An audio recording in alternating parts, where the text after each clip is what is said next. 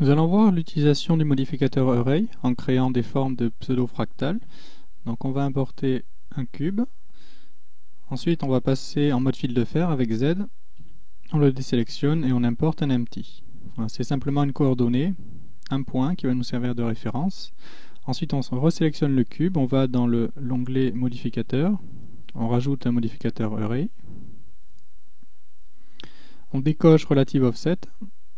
On va cocher Object Offset et on va définir l'empty qu'on a créé. Alors on va mettre par exemple 30 duplications. Et maintenant on peut déplacer notre empty pour avoir toutes les duplications. Donc je le déplace avec G et X et je laisse appuyer CTRL pour avoir des déplacements par unité Blender. Voilà, donc là on a toutes les duplications. On peut appuyer sur S pour faire un scale proportionnel. Donc ça va réduire petit à petit la taille des cubes.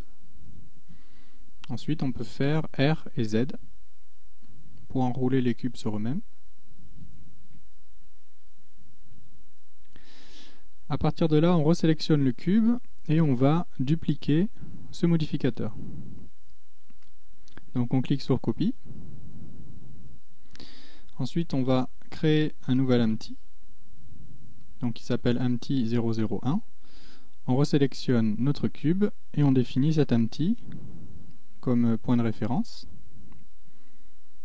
Ensuite, on va le déplacer.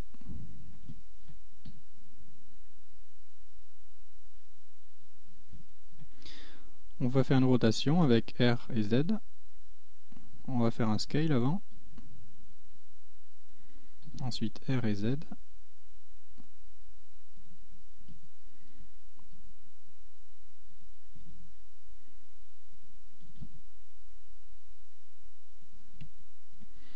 Voilà.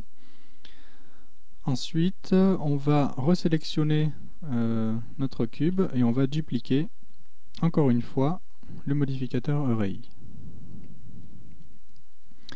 Ensuite, on va importer un autre empty, donc qui s'appelle empty 002. On resélectionne le cube et on va définir cet empty comme référence pour le troisième modificateur Array. Donc cette fois, on va mettre que 4 duplications.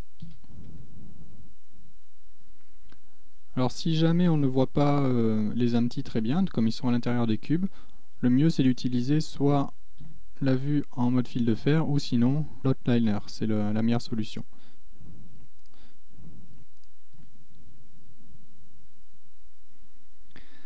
Alors on va déplacer ce troisième empty.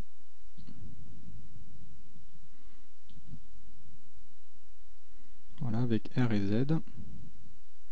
Voilà, et là on a une très belle forme uniquement avec des cubes.